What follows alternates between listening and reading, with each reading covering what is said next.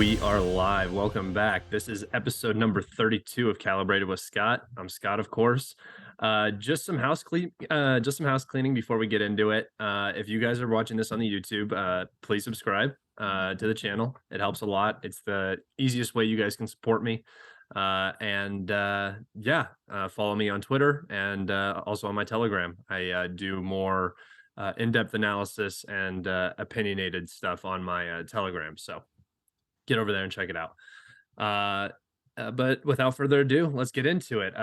Today, we have a fan favorite, which is very surprising to me.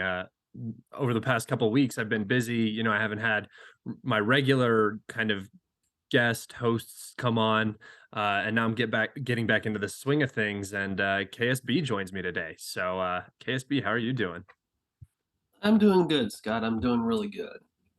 Yeah, I mean, you've had some recent success on Twitter. One of your posts was quoted by a good number of large accounts and got shared everywhere. And it is a miraculous event when KSB comes on to Twitter because he doesn't tweet as in the way that I do, which is regularly. I flood your guys' feeds with my nonsense. KSB comes in and says one very cold, clean statement and then leaves, and then that just sits there and gets him thousands of followers. So he's got a different method of success, and it is working out great for him right now. But how's everything going in your life? Things are going pretty good. I'm just sitting back, watching the goings on, trying not to get depressed over the state of people around me. But Yeah, that's I think that's a shared feeling. Um, but that all you can ask for is healthy life, and that's right. Yeah. good mental health is also important, and Twitter can kind of suck that away from you sometimes. So Well, uh that's kind of why I limit my time on there. I don't want to. I don't want to give myself Twitteritis. yeah, no, and I feel like I'm slightly immune to it. I just don't care about anything. So that doesn't I don't get that as much, but I fully understand because even sometimes when I'm on there, I'm like, oh my God, I just gotta get off. I just gotta turn it off for the day. It's not worth it anymore. Um, but we got a lot to talk about. I know you have a specific topic you want to get into, and we can get into that a little later. I wanted to get your take on the Kremlin attack, though, the drone that came in. I heard you saying that you thought it was a false flag. So if you want to just go ahead and expand upon that. No, I don't. I don't. I don't think it was a false flag. I think they were gunning for the flag, and I think they clearly failed at that. I mean, to me, when I look at the Kremlin attack, I think, wow, is that really the move you wanted to make? Because for one, it's the Kremlin. It's like when you think of Russia, you think of the Kremlin and St. Basil's and Red Square. So it's like intricately tied to the identity, or the not really the identity, but the reputation of Russia. Uh, and to fly drones at it, clearly I'm not buying the thing that they were trying to assassinate Putin. I don't think that's what it was. I think it was purely a PR stunt to try to knock the flag off the top of the Kremlin Senate, and it failed, and all it managed to do was piss people off. But I was listening to your episode with Brian and Alex the other day, and I have to say I think they're absolutely correct. Now the Ukrainians, they just have to sit there and wonder, when will Russia get us back for this? And now they just have to wait. And I don't know what they got from it. There was no. I think more or less people were just like, wow, did they really try that? Because I think even the pro Ukraine crowd realizes that attacking the Kremlin in any way is kind of insane. Yeah, it's not only insane, it's what is the possible gain? Because from Washington's reaction, they didn't support it. I think that there are, individuals in the administration and Pentagon that probably did support it. But the overall sentiment and the bottom line for the Biden administration is that's a no-go, right? It has to be that, because otherwise you'd be advocating for war. So I don't think that this was a particularly uh, agreed upon event, uh, just from Washington's reaction. And so the Ukrainians are losing out internationally because now they're attacking Russia. They're not a victim, they're lashing out. It kind of gives a lot of credence to what Putin was saying about Ukraine being this issue that they had to go in and solve. And I mean, look at it; they're trying to hit the Kremlin. Um, so I think internationally, Ukraine loses. I think with their allies, they lose, and now they did a meaningless pinprick attack that basically failed. I mean, it got in, but it didn't do it. I think they were trying to light the flag on fire. Knock it down is also, good, but that's not really the symbolism you want to give to Russians, because they've seen Moscow burn. That's not something new that is going to scare them. That's just going to, like you said, piss them off. So yeah, I And fully agree. to do it so close to Victory Day as well. Wow, I mean, because you can actually see in the video the preparations going on to get Red Square ready for the Victory Day parade. Yeah. It's like to do that so close to Victory Day really makes you scratch your head. Like, what were you thinking? Yeah, no, it didn't make any sense. And then and I joked about it. Obviously, you didn't think it was a false flag, but some people do. And I'm trying to think, how does that false flag make Russia? I mean, I guess in what I'm saying, it worked if it was a false flag, because I mean, it's the most genius false flag ever. You let a drone fly right in over and explode right over the Kremlin. It does literally nothing. You're not worried about it at all. You can claim assassination, you can claim terrorism. But does Putin need that? Does the Kremlin need that? I mean, I've said this before. The strike on the Engels Air Force Base, that's a strike on a strategic nuclear facility. That's it. That's that's all he needs, right? I mean, Yeah. I mean, I don't even know where to begin with the idea of a false flag. Because if it was a false flag, I think usually with a false flag, there's some kind of immediate payoff.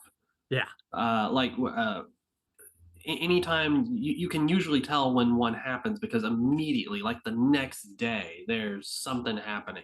if I would give it this. If Medvedev's sentiment was carried out throughout the rest of the government, that right after what he said about Ukrainian leadership needing to be removed forcefully, um, that I can understand if they continued that. But it was within 48 hours, everybody, everybody official from the Russian government stopped talking about it like it never happened. They just like downplayed it, and that's just not what you do with a false flag. You would have seen, you know, billboards going up and parades, demanding the Kremlin marches on Kiev again, and I that's what I think, at least. Yeah, and I think you can tell from the way Putin reacted. I mean, Putin was in the building like less than a few, I think it was like less than 24 hours later, Putin was holding an event inside the building. Yep. And I mean, to my knowledge, he didn't mention it. I didn't see any quotes of him mentioning it. I mean, to me, I look at the reaction the Russian government had to it, the official Russian government, not, private people on their Twitters. And it was like, they're really not treating it like it's a big deal. So if it was a false flag, I'm not quite sure what the payoff could possibly have been because they didn't do anything. Yeah. Yeah, the whole thing is just, I mean, and doesn't it make you, when you saw it, when I watched it happen, when I woke up in the morning, because that's when the news arrives is mid to late day in Ukraine is early morning to like midday here. So I woke up and I saw what happened, and the first thing I thought was, that is exactly what I would expect from the Ukrainian government right now. That is exactly what they would do. They would fly this little meaningless drone at a completely meaningless target to get, dramatic shock photos. That it was the most Ukrainian, style attack that could have happened. And it's just, I the false flag cope is funny, but I personally think that the Russians handled it perfect. I think that they made strong uh, condemning statements to the Ukrainians and the West. They implicated the West. They called it what it was, terrorism. I do think assassination is a little bit, overblown, but I fully expect them to use that. I mean, why wouldn't they? Um, and uh, you know, the Russians now look like the mature adults who just got slapped in the face by a little kid, and instead of turning around and smacking the little kid, took a deep breath and is going to punish that kid properly. And I think that that is, I mean, that just that right there alone should speak volumes to the world that Russia is in terms of the multipolarity, Russia and China are looking much more uh consistent and secure than the West is right now. And I think that that is a major victory for the Kremlin. And I'll just want to add one thing. The funny thing to me about it was what happened afterwards on social media. Like you had all these big pro Ukraine accounts, and even accounts that aren't what I would call pro Ukraine. They're just kind of reporting whatever they hear. Um, and they were talking about like there's nuclear alerts in Russia, and there was one account in particular who actually said that Russia was going to drop a nuke on Ukraine in 3 hours. And of course, it was like, no, it wasn't going to happen. That's not how that's not how the Kremlin operates. But there were people who actually thought Russia was going to nuke Ukraine over that. That's not the kind of thing you nuke someone over. Trying to knock over a flag. Yeah, it's not unless you already have decided that you're going to nuke this individual and that's just the reason. You're not that Yeah, it's definitely not the escalatory step that people were making it out to be. It's definitely not. Um, did you have anything else that you wanted to talk on this topic, or did you want to? We can move into Prigozhin Yeah, because we can move on to that. I mean, the attack was what it was. It was a bit of a nothing burger. yeah, and it caught everybody's attention, and I think that's exactly what it was supposed to do. It's just a distraction once again. Um, let's talk about the whole ammo situation. Wagner, what did you think was going on the whole time? Like, I'm curious as to where where you sat on this, and what you think ended up happening. Oh, well, I mean, I'm not a big Prokosian fan.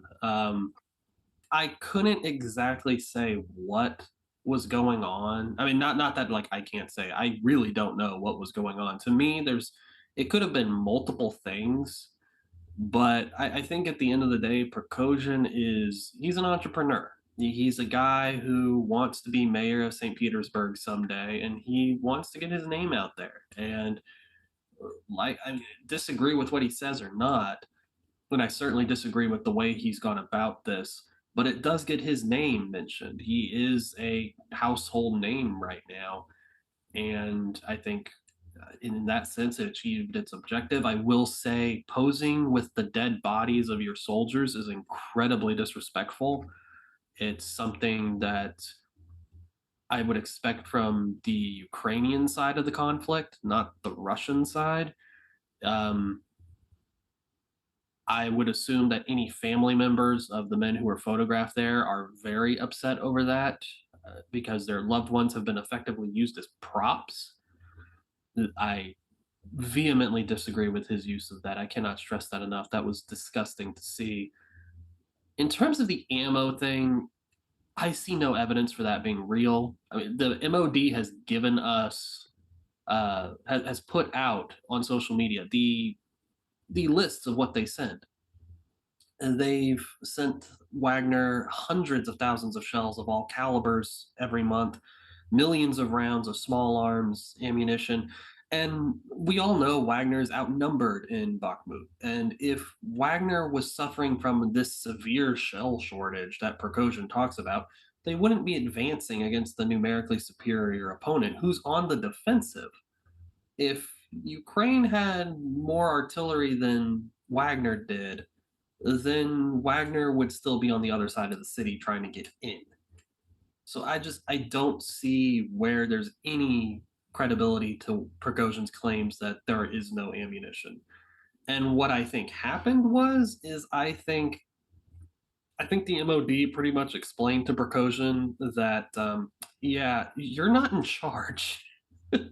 Basically, I think they gave him like a verbal spanking, and like you do with any child who throws a fit, and just said, you know what, just be quiet, just shut up.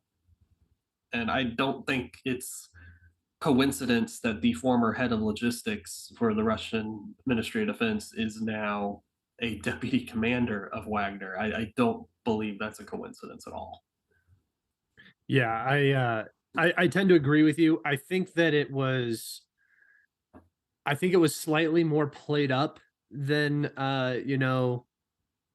than you might be making it out to be. And I'm not saying that you're wrong. You could definitely be right. This is just my opinion. And the reason I say that is because I don't think that I mean, the way that it ended to me is just all too suspicious. Yeah, If there's really problems like this, you don't announce them. You can, you make statements, you can there was no sign since November. Prigozhin's been talking about ammo shortages. There has been no sign in any instance when he said that, and usually it follows a Wagner success. Prigozhin then says, "We're not getting the proper shells. All of our men are dying." And then the Ukrainians will go on a counteroffensive. It happened in Soledar. It happened out behind Soledar by Yehidne. It's happened in Bakhmut a couple times, and each time it's this pattern. Uh, and the Ukrainians are beat, and then the Wagner advance again, and then they take a rest, and that is a repeated pattern. So for me, there was no legitimacy to the shell conversation. I think that both sides knew that. And I don't think that the Russian government, personally, I don't think any wartime military government is going to let a PMC that they're contracting openly call the leadership traitors. It was all just very theatrical to me. And I said it the entire time. I was like, just watch. He's not going to leave on the 10th. There is no ammo shortage. Everything's going to be solved. It's not even the 10th yet. And this whole thing has just disappeared. It's gone.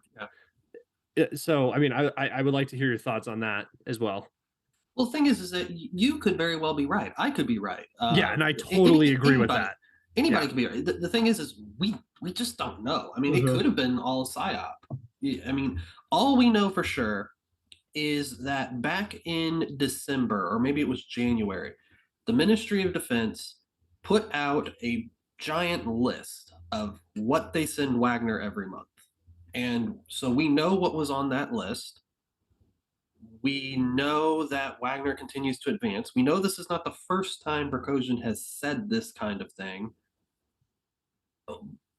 But beyond that, I mean, could there be infighting between Oh, Wagner and the MOD? absolutely. Yeah, I mean, and if you look at Ramzan Kadyrov's statement, I mean, he even says that there were times where the Chechen forces have had difficulties communicating with the MOD. Which is a normalcy in any conflict. I mean, Yeah, there was infighting between generals during Stalingrad. I mean, you're yeah. talking about being on the cusp of the country being defeated in a world war, and there's infighting and jockeying for political position. It's just crazy. Well, you look at, for a Western example, look at the following the invasion of Normandy. You had Patton and Montgomery arguing constantly about who was going to get the fuel, who was going to get the supplies and ammunition. And Patton wanted to just punch through to the Siegfried line, and Montgomery wanted fuel so he could do his market garden. So even then, you had generals publicly arguing with each other. It's just now we have social media. So Montgomery and Patton, and they didn't have the ability to tweet out videos of themselves complaining about why this guy is a traitor and why this guy is a traitor. They just didn't have that ability. But this goes all the way back to Alexander the Great. Generals are going to fight. Yeah. That's just, it is what it It's, is. I mean, it's men. You have a group Yeah. of guys that are at the top of their game, and I mean they're military guys, so they're not, they're not pussies. They're not they're all going to be testosterone, and they think that they're in charge, they think that they're the best, and they think that they should be, leading. So yeah, no, there's always going to be that. I do think it's very suspicious though that they were talking about Akhmat coming in. Uh, Yeah. and then it still hasn't showed up. I made a post about that today as well, where I was saying it's just very, it was all very weird. And it made everybody look good at the end of the day. I mean, whatever you think, people liked Prigozhin, especially the Russian more doomery, or the pro-Russian crowd that's more doomery, they love Prigozhin because Prigozhin is saying all of the things that confirms their bias about the current Russian leadership. Putin's weak, the MOD is blind and ignorant. Um, and so that confirms that for them. So they love Prigozhin. The MOD, all the people who like Putin and like Shoigu and Lavrov, and the way that they handled it was very professional. They showed the ammo. They continued to deliver the ammo. The problem got solved. They look like they're flexible, but yet strong. Um, and Akhmat looks good because Kadyrov is saying, "Let's all get along. I'll come in and help." And at the end of the day, the biggest losers are the Ukrainians, and that just throws up so many red flags for me on so many different levels. That every single aspect of the Russian end of this kind of has a positive attached to it. And they're going to capture Bakhmut probably here soon. And there's just a nice little bow on top of this whole little infighting spell, and it's just Well, it's all too perfect. think of the Ukrainian reaction to it, because I didn't really see a whole lot of people bragging about it. Most of what I saw was people like, even on the Ukrainian side, were like, I don't know about this. This sounds fake. Well, the thing is it's not fooling the AFU. The AFU knows how many shells are falling. Yeah. But if it can fool the Ukrainian government, who is making the decisions for the military, that's what's important. It's not, it's not a strategic decision coming from the military. It's a PR political decision coming from Zelensky and the government, saying you need to stay. Because if the AFU would have listened to like the Pentagon when the Pentagon said, "Hey, you guys need to get out," and that was in January. um and all the Western news outlets were coming out saying, like, should Bakhmut be held? If it's not strategically important, why are you holding it? All that stuff was coming out. And it just, if it was a psyop, I think it did its job, because I think the Russian information space bought it, just hand over fist, just believed it. And even if the Ukrainian side didn't believe it, I think it had an effect on the government decision making. And I think that they were already completely invested in Bakhmut. So this was just more of an excuse to keep going in that direction. And Well, and yeah. I'll add this, and this is the last thought I have on it. It could have been a psyop, but not in the way that we think. Trying to get. I think we kind of see, okay, they're trying to lull the Ukrainians into overconfidence to get them to try to attack.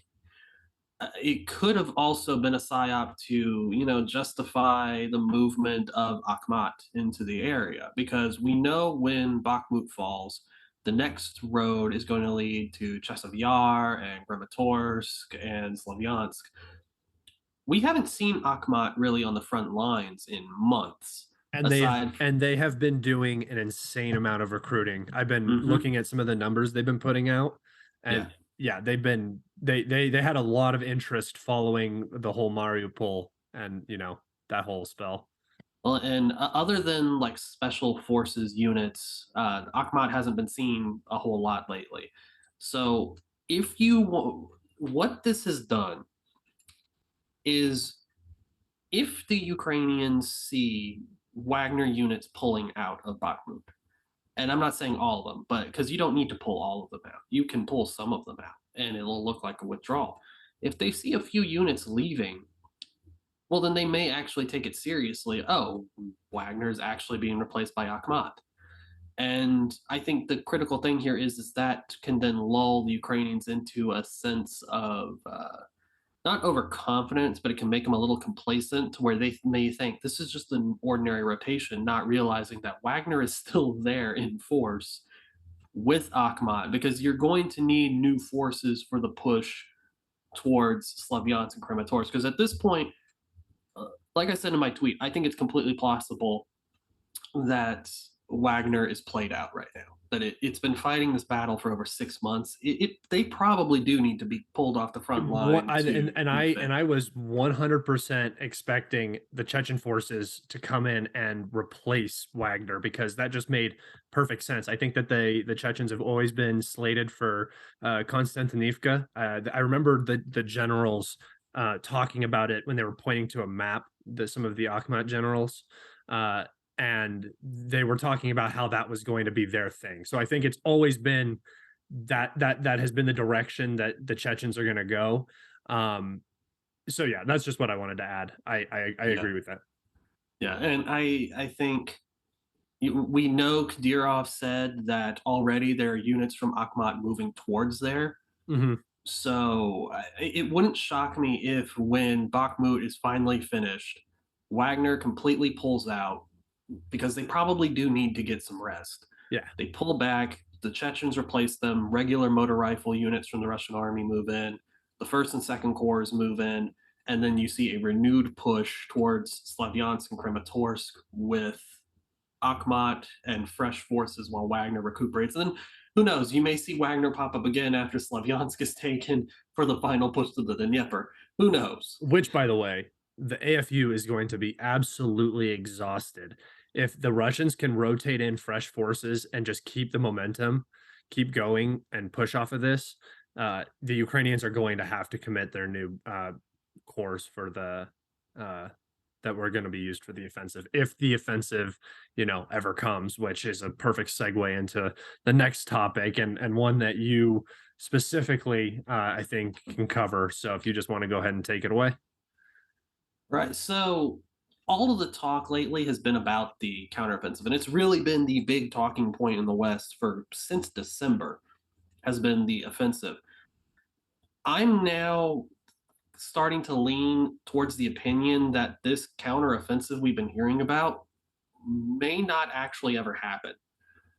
Because if you look at what's gone on over the last few weeks, we've had massive Russian artillery, missile, and glide bomb strikes on troop concentrations in Zaporozhye, in Donbass, and even further back.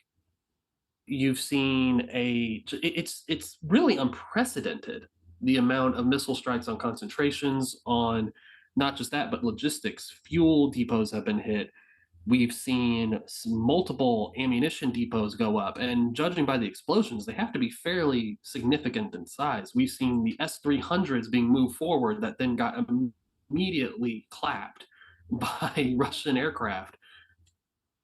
I think right now,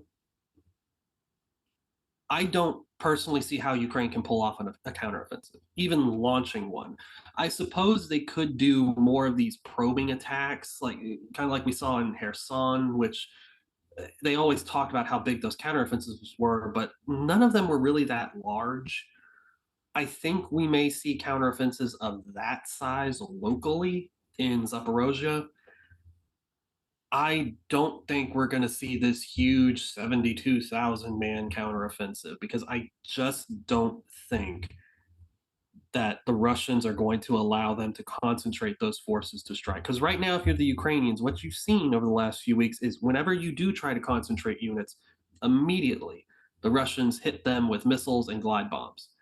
you get pounded with artillery. When you try to move the long range anti air forward to cover your future advances, the Russians see them and they hit them. What I've seen is the Ministry of Defense, and particularly the GRU and the Russian intelligence services, showing that, contrary to what people on Twitter may think, they do quite clearly see what the Ukrainians are doing. They can see these forces moving on satellites. They know where they're concentrating, and they're hitting them as they group together. And if you can't concentrate forces, you can't launch these big arrow counteroffensives that people keep talking about. And I think we also need to pay attention to the statements of the Ukrainian officials and the Western media and Western officials themselves. Back in December, all the talk was from Ukraine was, we're going to take back Crimea. By January, that had changed to, we're going to cut the land bridge. By March, all the talk of was, well, we're going to take Melitopol. Then it became, well, we're going to threaten the land bridge by trying to take Melitopol. Now you have the Ukrainian defense minister cautioning Western allies on getting their hopes up for success. I mean, I think he actually had a line in his statement where he said, success may be a breakthrough of 10 kilometers, which that doesn't even get you halfway to Melitopol. So they're starting to walk back their statements, and even Western media is kind of starting to slowly pull back the red line of expectations to make it more and more and more modest. And they keep delaying the offensive. It's no longer going to be a spring offensive. If it's going to be a spring offensive, they have to launch it like tomorrow. It's If it happens, it'll probably be a summer offensive. But there's been statements from people now that are talking about it might not even happen till autumn. And I think the reason for that is the Russians are showing that they see all, so to speak, and I don't think they're going to be able to pull off this big counteroffensive. And the more and more I see from these strikes on logistics, it I could be very well wrong, and they could launch a massive counteroffensive tomorrow. But right now, it looks like the Russians have completely spoiled any chances of a huge counteroffensive without committing any additional forces of their own. And I want to make it very clear here, something that Putin said yesterday. There are only 150,000 of the 300,000 mobilized currently on the front lines, which means there is a reserve force of 150,000 Russian troops who have been training this entire time that are just waiting. So whenever Ukraine does attack, these 150,000 troops in reserve give Russia the ability to not only reinforce whatever area they do attack, but then counterpunch on another front, say Svatova, Kremenaya. So that's kind of where I'm coming at. I don't think we're going to see the big arrow counteroffensive. I think at this point it just doesn't make any sense. Yeah, it'll just hit a wall if they go for Zaporozhye, and anywhere else is, not a death blow. So they can waste their time toiling around up in the LPR trying to, do whatever, but that just shortens Russian supply lines and overextends the AFU. So they have one place to go. The Russians have completely secured it. The terrain is not very well suited, for not getting caught out in fire bags with artillery and having your infantry be shredded and, all of your armor lost because you have no cover. I agree, but I don't think that we're going to see the offensive. I mean, we're either going to see the offensive within the next couple of weeks, or we won't see it at all, because the current attrition rate that Ukraine is suffering will not allow them to continuously hold these units and material in reserve. The Russians will just start making gains all over the board because the Ukrainians will begin to run out of combat effective units that aren't being held back for an offensive. So it does feel like it's do or die. And if it's basically die or die, because if you go on the offensive, you're going to hit a wall. And if you wait, it's never going to happen. So I fully agree with you there. And I will say there is a historical reference for this, and that would be if, assuming the offensive does happen from Ukraine, uh, I would liken it to the Battle of Kursk, where the Soviet intelligence knew exactly where the Germans were going to hit months in advance, and they spent all those months fortifying, building all these fortifications and moving forces into the Kursk area. And what happened? The Germans attacked. They had initial success, but eventually those fortifications ground them down, and then you saw huge Soviet reserve forces launch counteroffensives, which pretty much destroyed the German capacity for launching any offensive on the Eastern Front for the rest of the war. And if you look at the way things are being shaped right now in Zaporozhye, the Russians have spent months building these defenses. Now Putin confirms they do have a very large force of reserves. It kind of looks like, I mean, what's that old saying? History doesn't repeat, but it does sound similar. Um, it just looks like the Russians are doing this, daring the Ukrainians to make the same mistake the Germans made. Yeah.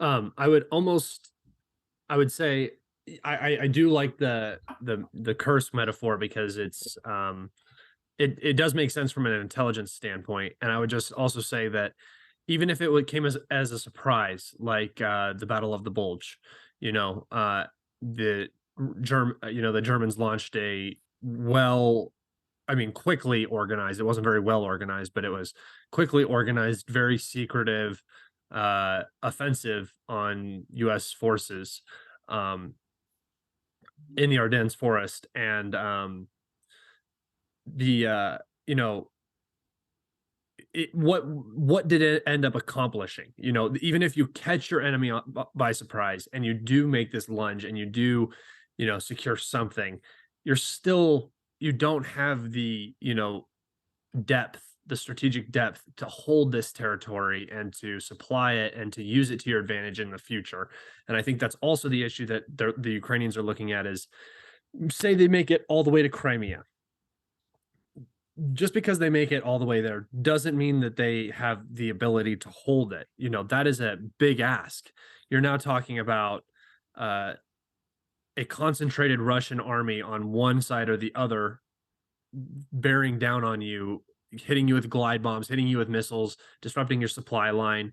AD coverage in that area is going to be horrible. It just doesn't, none of it adds up. So, no matter what, battle you compare it to, I do think that the Kursk one is very accurate, though, because I do think the Ukrainians, if they end up going, they will come with that same amount of force, not as Kursk, obviously, but that same like vigor where this is the all or nothing. So I do like that. The Ardennes offensive kind of felt more forced and less Well, I actually enthusiastic. do like your Ardennes comparison too, because assume for a moment that the Ukrainians' initial strike is successful and they do penetrate Russian defenses.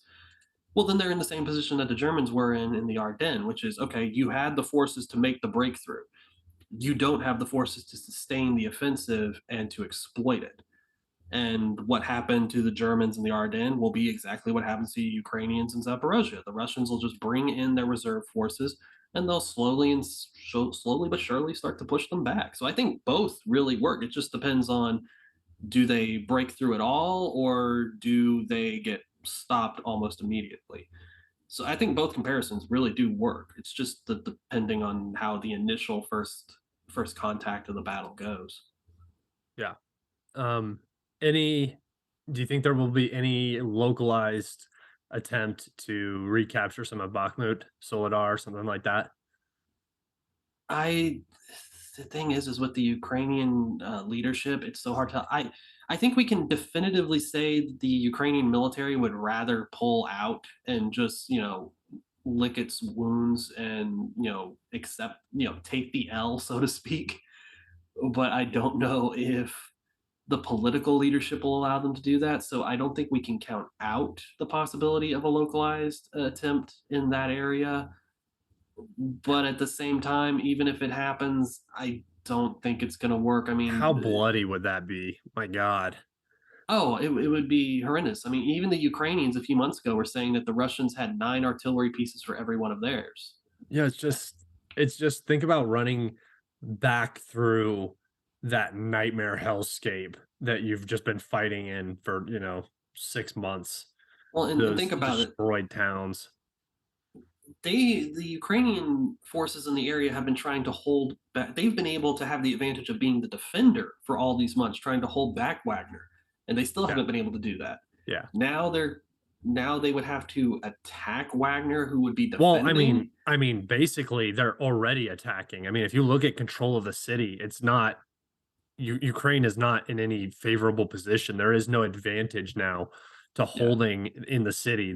They are supplying a salient that is slowly being pushed out. I mean, it's like crossing a river and then keeping a bridgehead supplied while you're just getting absolutely hammered inside of that bridgehead. I mean, it is like it seems like it's basically Ukrainian doctrine though, because they did it in uh Kherson as well. So yeah, and I saw some of the video last night of the strikes. I mean, there were people reporting massive use of artillery, rockets, and glide bombs in the Bakhmut area. And what was it on the 7th? There was the massive incendiary strike, which yeah, basically yeah, lit yeah. up the entire That was salient. that was right in the middle of the shell shortage, and then that night they fired like 300 grad incendiary rockets over a few positions, and I'm like, uh-huh, dude.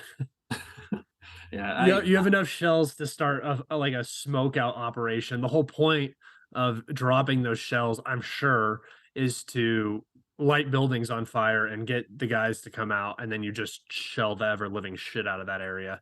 and I'll say this: I have no sympathy for the Ukrainian cause.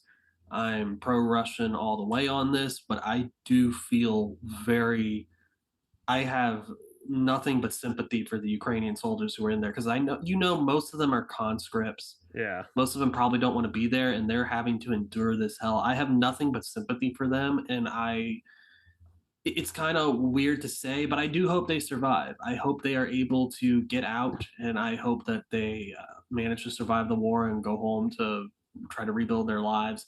No one deserves to have to go through what these soldiers on both Yeah, sides are going through. that is definitely the truth. I know that everybody who I stand behind, whatever side of the coin you're on. I think that if you're hoping or wishing harm upon anybody, you're not, you're part of the problem. Um, I think that everybody would be very happy if this whole thing ended tomorrow. I think KSB, you would agree with that. I would if honestly I wish If it ended permanently for good. yeah, I Yeah. wish it had ended in March. We had or last March we had a chance to see an end to this war in March, but the U.S. and the UK decided no, we're going to turn proxy war, and well, here we are over a year later, and it's still going on. And now, what 250 to 300,000 Ukrainians have died in the wars. So it's like Yeah, I don't know. it's Hopefully, brutal. we're coming to the end. Yeah, hopefully, because the equipment now coming out from the Russians, the number of Lancet strikes we're seeing, the number of glide bomb hits we're seeing, the number of drones we're seeing. Now the Orion is carrying glide bombs, so now Russia actually has a drone force that it can use properly, which is like Well, an actual uh, controlled drone force. as Armchair Warlord pointed out on Twitter, we're seeing more and more and more of the T90Ms being sent out to their armed forces, which prior to the war, there weren't a lot of T90Ms in the Russian army right at that point. And now they're using them to replace T90As and they're replacing T72s with them. It's like this if the US wanted a proxy war to weaken Russia, it hasn't worked. They've only strengthened their military. And I think we had a US general in Congress a few days ago who actually said the Russian military is stronger now than it was before the war. So I don't know. There's no point to this war anymore. The goal was to weaken Russia. It hasn't worked. Russia isn't getting weaker, it's getting stronger. So why are we continuing it? Yeah, it doesn't make any sense. It just, yeah, none of it lines up for me, and that's why, I mean, I think that's why we're on here talking, is we both agree with that. And yeah, it just that right there, you know how we talked about in the beginning about Twitter being depressing. Yeah. That's what depresses me right there. That Yeah. gets me down. Yeah, it's just there's no point to it anymore, and it's still going on, and it's just like, come on, people. Yeah, and that's why one of my least favorite people on the planet is Victoria Nuland. I hate that. I hate her. She's it like no other. That person annoys me, and she just reminds me of the, you know, parents of the kids that I used to beat in sports, and they would get mad. That's what she reminds me of, like the most like Karen, come over and talk to my mom about how my kid was, you know, too aggressive on the field or something. God, dude, that bugs me. I don't know what it is about her, just triggers me. Yeah, we do have a cornucopia of leaders here in the West who are just like, really, what are stop it, please. Yeah, like Biden never bugged me. Like Biden when he was younger, like when that video of him grilling Scott Ritter, that that video, I don't like that Biden, but now Biden doesn't bug me at all. I just feel really No. sad. It's just the I do dementia man up there. Yeah, I have sympathy for Joe Biden. I don't agree with his politics, but at the same time, it's like, come on, man. This guy has spent his entire life ostensibly as a civil servant. Just go retire, enjoy your golden years, spend time with your grandkids. You know, that ain't part of the plan, Sonny.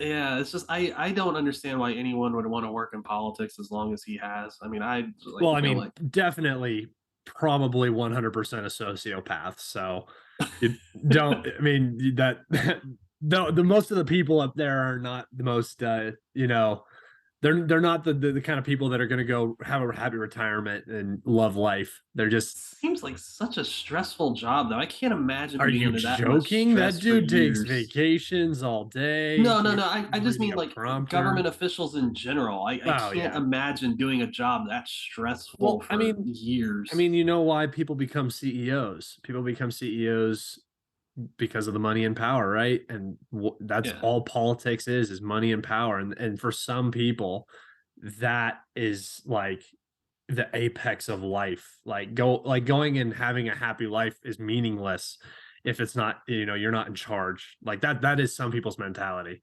Yeah, I just don't get see like with me. I just want to live my life. I want to be happy, and I just want to call it a day at that point. I don't need $1 billion to be happy.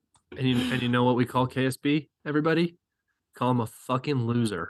If you don't have $1 billion and you're not able to cause regime change somewhere, you're doing something wrong. And honestly, you should probably read a self-help book. Figure it out. All right. I think that's where we're gonna wrap it up. This is almost gone an hour, I think, getting up there. So Damn. yeah, I know. We just chatted, we just rambled on for forever. So I'm pretty sure everybody's going to enjoy this episode a little bit more relaxed. You know, subscribe if you guys haven't yet. KSB, thank you so much for joining me. Oh, thank you very much for having me on, Scott. Yeah, and I'm sure you'll be back soon. I'm getting back into the swing of things, getting back to my old methods. So we're figuring it all out, and I appreciate you guys sticking with me and listening. Take care, everybody.